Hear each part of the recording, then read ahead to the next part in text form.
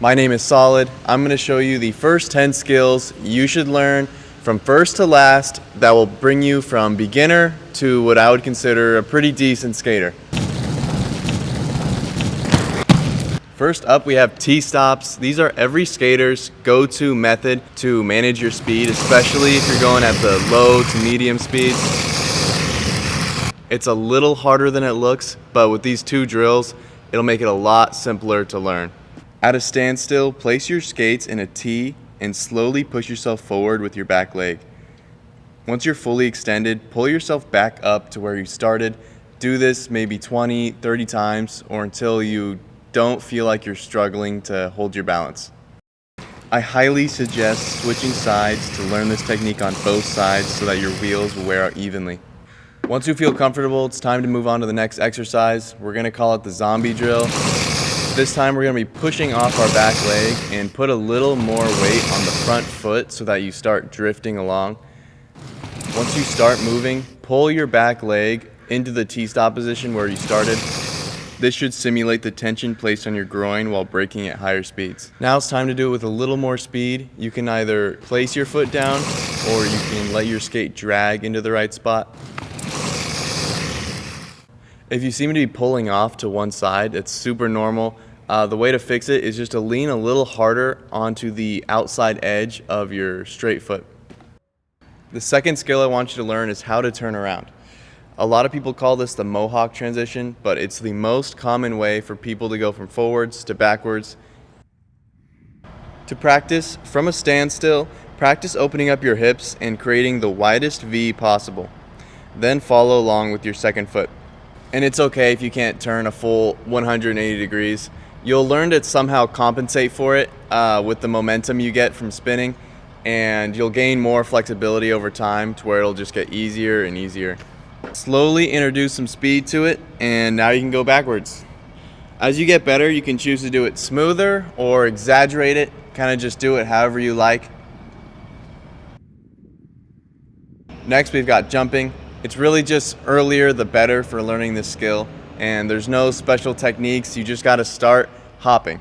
Although I do have a few suggestions. I want you to start with your hands out in front of you. This makes sure you have weight in the front so you're less likely to fall backwards, and it prevents you from swinging your arms all crazy, which is the #1 reason people will fall backwards onto their butt. If you do this and start off by jumping over flat stuff like a painted line or a crack, then it's a super safe skill to practice. If you're struggling to get off the ground, then it's probably because you either aren't bending your knees or you aren't pushing off your toes.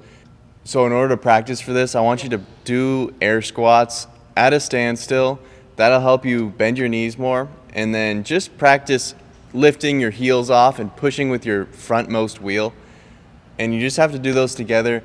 Get lower. It doesn't have to be a quick motion just to get yourself barely off the ground. After many reps, it'll feel just like you're on foot. You can jump just as high and even further because you can go super fast.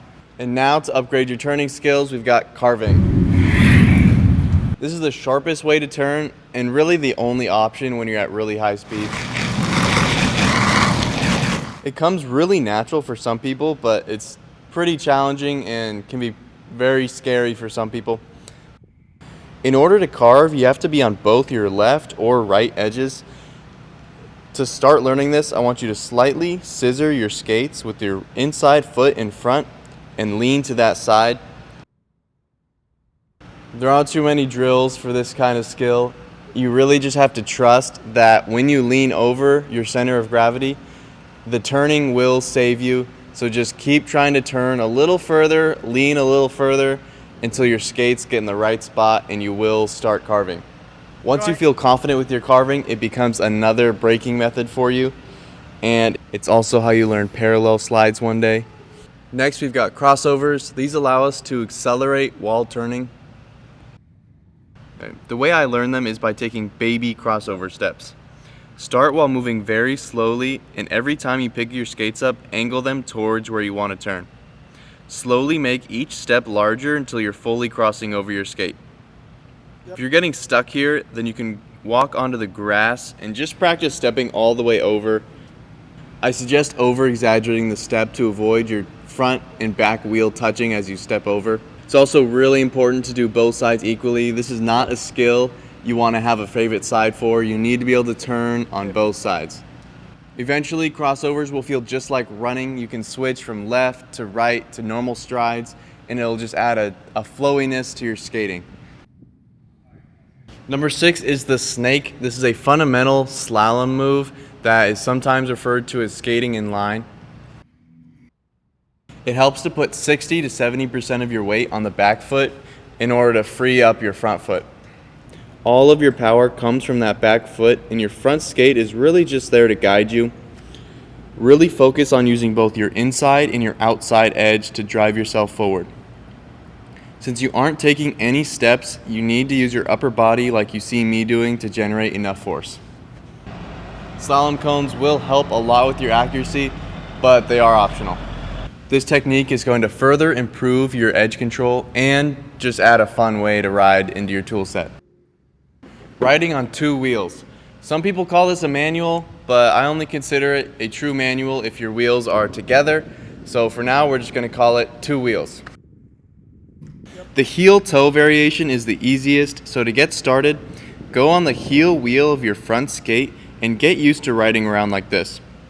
Make sure to practice putting 50% of your weight on that front foot. Next, put your front foot flat and get onto the toe wheel of your back foot. Once you can do both of these, it's time to start skating on just 2 wheels. To do both toes or both heels, learn the same way, same process, and this will allow you to do some actual true manuals. This technique is also your entry into learning spins, so don't neglect this skill. I neglected it for too long and I still can't do a very good spin. Number 8, riding on 1 foot. I think this is the most difficult one on the list so far, but we've been working on our edge work and our overall balance, so shouldn't be too bad. Okay, that was much better. Since you only have 1 skate on the ground, you have to use your upper body a lot. Pretty much your entire body is used to propel yourself forward. Pay attention to the other leg, the free leg that's in the air, because that's kind of like your counterbalance. You'll be using it a lot to generate some kind of force. If you're having a difficult time putting weight on your outside edge of that 1 foot, then I have a weird drill for you that really helped me. While carving, put all your weight on your inside foot and then lift up your outside foot, and you will be balancing on your outside edge with 1 skate on the ground, and then just lean back onto the other side and you will end up straightening out. And this will kind of teach your body to get used to having to recover from that position, and then you can then switch between edges on 1 foot. Eventually you'll be able to go up hills, turn around, or even jump with just 1 foot. Number 9, back crossovers. This is going to be the same learning method. It's the exact same technique as forward crossovers, just really scary because if you mess your step up, you will fall backwards. So start with baby steps, just like last time. Just make sure you're looking over the inside shoulder and you're good to go. If you're having a super difficult time learning this, then most likely you just haven't spent enough time going backwards in total. I suggest setting a timer for 10 minutes, maybe 15, and only go backwards that entire time. When you take away your option to skate forward, your brain rewires a little bit and it forces yourself to get comfortable going backwards super fast. You'll be shocked how big of a difference this makes. Last, we've got power stops. This will be your 3rd method of stopping and your quickest way to come to a complete stop. Learning this skill is very similar to the turn we just practiced. At low speeds, put your skates into a V shape, and this will turn your forward momentum into rotational force, which is the essence of the power stop. While this technically already is a power stop, to make it look like this, you need to put more weight on your front foot and make the turn as sharp as possible. This technique only works at low to medium speeds, although it will help you learn a power slide, which is what happens if you try this technique at too high of a speed. Now for the bonus skill, falling. This is something that keeps a lot of skaters from becoming advanced or just really, really good and it's either because they get injured from falling or their fear of falling is stopping them from pushing themselves and from learning as fast as they are capable of. The first method to get around this is by wearing the safety gear like I told you earlier, but there is another way you can practice the actual technique of falling.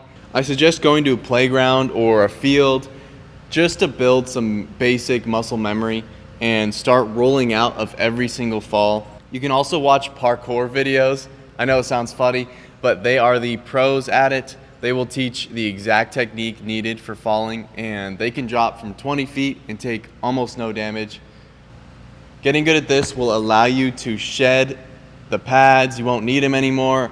I very rarely use them, only if I'm gonna do something particularly dangerous. But since I know how to fall, if I'm also wearing pads, I feel unstoppable. I feel like I can push myself and try really dangerous stuff because I prepared for it. Time on your skates is the most important factor that makes you a good skater, so go out and skate every single day.